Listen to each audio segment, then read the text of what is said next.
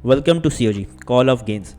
तो जैसा कि आप सब जानते हैं, ईस्ट वर्सेस वेस्ट की कितनी बड़ी कंट्रोवर्सी चल रही थी। इतनी बड़ी चल रही थी कि ईस्ट वर्सेस वेस्ट बंद होने तक की नौबत आ गई थी। और इंगिन टर्जी वर्सेस रॉबर्ट की जो कंट्रोवर्सी थी, जिसके अंदर बहुत सारी चीज़ें बाहर आईं, बहुत सारे एथलीट्स इसके खिलाफ आए, बहुत सारे एथलीट्स ने कम्पीट ही नहीं किया क्योंकि इंगिन टर्जी नहीं थे। वहीं डेवॉन लेरेट थे कि सब लोग को जोड़ने में लगे थे कि किसी तरीके से लोग आ जाए और उनको बॉस बना लिया जाए। तो इसके ऊपर ही एक इंगिन टर्जी ने बात और भी खोली है, रिवील की है, और बहुत ही शॉकिंग बात है ये। और एक डेवॉन लेरेट का क्लिप है जो आपको भी देख लेना चाहिए। हो सकता है अगर आप डेवॉन लेरेट के फ़ैन भी हो तो भी यह चीज़ आपको पसंद ना आए, तो वीडियो के बीच में आपको वीडियो भी दिखाई दी जाएगी। तो वीडियो स्टार्ट करने से पहले आपके साथ ये चीज़ शेयर कर लेते हैं कि आप सब्सक्राइब करके ज़रूर जाए, क्योंकि इसके ऊपर बहुत सारी आर्म रेसलिंग से रिलेटेड कंटेंट आते हैं जो आपको देखना ज़रूर चाहिए अगर आप आर्म रेसलिंग फ़ैन हैं तो। चलिए वीडियो को स्टार्ट करते हैं।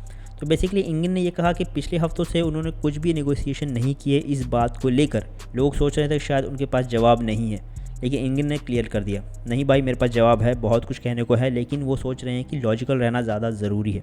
क्योंकि अगर मैंने भी उस तरीके से बिहेव किया जैसा लोग चाह रहे हैं तो मेरे ऊपर ये पर्सनैलिटी पे सूट नहीं करेगा।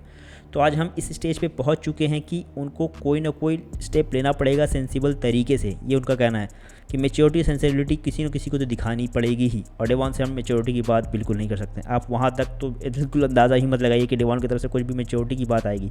पहले आप ये क्लिप भी देख लीजिए।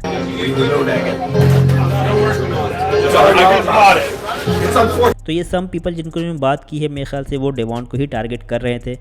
और ये क्लिप के अंदर भी उन्होंने कहा कि इट्स अनफॉर्चुनेट इंगिन अब इसमें नहीं रहेंगे, और इसी वर्ड को यूज़ किया इंगिन ने भी। पहले भी इंगिन वर्सेस डेवॉन हमने देखा है, काफ़ी क्लैश देखने को मिला है। डेवॉन ने बहुत सारी इनडायरेक्टली बात कही है इंगिन को लेकर, और लड़ाई तो स्टेज पे भी हो चुकी है इन दोनों के बीच में। बेसिकली हाथापाई थी, वो कहीं से समझ में नहीं आया कि वो क्या करना चाह रहे थे, और इंगिन ने इसी वीडियो के अंदर डेवॉन को इनडायरेक्टली टारगेट किया। और जैसा कि हम जानते हैं, जॉन ब्रिजेन की भी तारीफ़ की थी ओवर द टॉप को लेकर डेवॉन लेरेट ने, लेकिन पीछे में वो क्या बोलते हैं सबको पता है।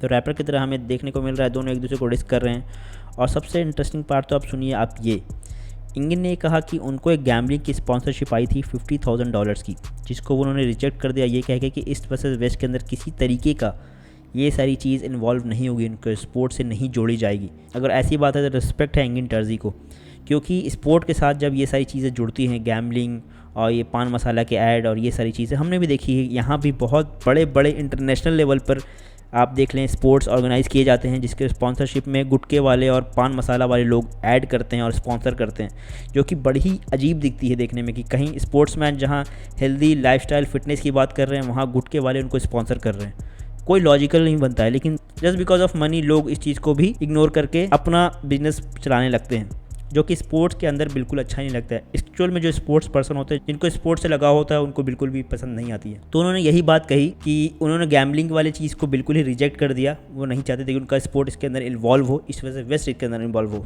लेकिन इतने टाइम के बावजूद भी अभी भी नेगोशिएशन चल रहा है, तो कुछ समझ में नहीं आ रही बात ये कहाँ जाके लैंड करेगी। शायद लोग शॉ क्लासिक की इंतजार कर रहे हैं ताकि वो ख़त्म होगा, उसके बाद कुछ नेक्स्ट स्टेप लिया जाएगा। तो आपको क्या लगता है कि इंगिन टर्जी का इस तरीके से इनडायरेक्टली टारगेट करना, और डेवॉन लेरेट की ये बात जो क्लिप के अंदर कही उन्होंने, और फिर लास्ट में जब उन्होंने कहा कि वो किसी तरीके की गैम्बलिंग को प्रमोट नहीं करेंगे, तो क्या ये गैम्बलिंग की प्रमोशन स्पोर्ट्स के अंदर ज़रूरी है? आपको क्या लगता है? कमेंट बॉक्स में ज़रूर बताइए। और अगर बिज़नेस पर्सपेक्टिव से है तो कितना ही सही है, या फिर ऐसे ही बस पैसे बनाने के लिए है तो ये कितना ही सही है। और इस चीज़ को स्पोर्ट्स के अंदर तो इन्वॉल्व नहीं होना चाहिए मेरे ख्याल से। बाकी आप लोग बेहतर है, आप लोग व्यूअर्स हैं, आप बेहतर जानते हैं, क्योंकि आप देखते हैं तभी ये स्पोर्ट ग्रो करता है। आप अगर नहीं देखेंगे तो स्पोर्ट्स कुछ भी स्पॉन्सर ले ले नहीं चलने वाला है। तो आपको क्या लगता है? आपने थॉट ज़रूर कमेंट बॉक्स में लिखिए, और मिलते हैं बहुत ही जल्दी नेक्स्ट वीडियो में नेक्स्ट टॉपिक के साथ।